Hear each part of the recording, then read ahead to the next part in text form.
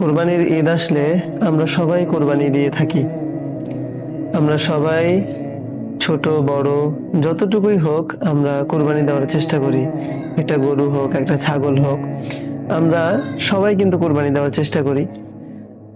তো দেখেন, কোরবানিটা দেওয়ার মধ্যে আল্লাহ তাআলার সন্তুষ্টি আছে, সওয়াব আছে, প্রচুর পরিমাণ সওয়াবের অধিকারী আপনি হবেন কোরবানি দেওয়ার কারণে। কিন্তু এমন কিছু নিয়তের কারণে, নিয়তের মধ্যে একটু গড়বড় হওয়ার কারণে আমাদের কুরবানিটা কবুল হয় না। কারণ আল্লাহ তাআলা আমাদের তাকওয়া দেখে। আল্লাহ তাআলা আমাদের গোশত দেখে না, আমাদের রক্ত দেখে না, কিচ্ছু দেখে না। শুধু আল্লাহ তাআলা আমাদের মনটা দেখে, যে আমাদের নিয়তটা কতটুকু খাঁটি ছিল, আমাদের নিয়তটা কতটুকু আল্লাহ তাআলার জন্য ছিল, আমাদের কোরবানিটা কতটুকু আল্লাহ তাআলার জন্য ছিল। আল্লাহ তাআলা শুধু এতটুকুই দেখেন। আপনি বলেন তো, আপনি কুরবানি করার পরে কি আল্লাহ তাআলা গোশত নিয়ে গেছে আপনার?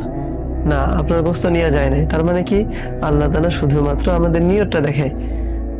অথচ আমরা এই নিয়তের মধ্যেই গড়বড় করে ফেলি, এই নিয়তের মধ্যেই ভেজাল করে ফেলি।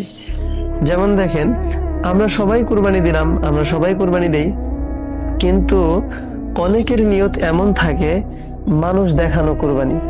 যেমন সে মনে করে, আরে আমি তো গ্রামের একটা গণ্যমান্য ব্যক্তি, একজন ধনী ব্যক্তি, টাকা পয়সার অভাব নাই আমার, তো আমি যদি একটা ছাগল দিই তাহলে কেমন দেখায়, আমাকে বড় কুরবানি দিতে হবে, লোকে যেন বলে যে অমুক ব্যক্তিটা একটা কুরবানি করছে, মাশাআল্লাহ অনেক বড় কুরবানি করছে, একবারে দেখার মতো একটা গরু কিনে আনছে, দেখার মতো একটা ছাগল কিনছে।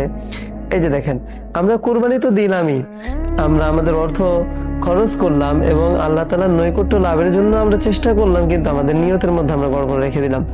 সর্বপ্রথম কুরবানির মধ্যে আমাদের নিয়তটাকে খাঁটি করতে হবে, আমাদের নিয়তটাকে খালেস করতে হবে।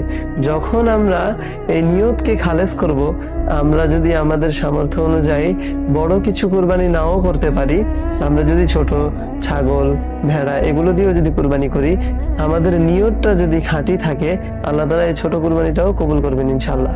কারণ আল্লাহ তাআলা বড় কিছু দেখেন না, আল্লাহ তাআলা শুধু দেখেন নিয়ত।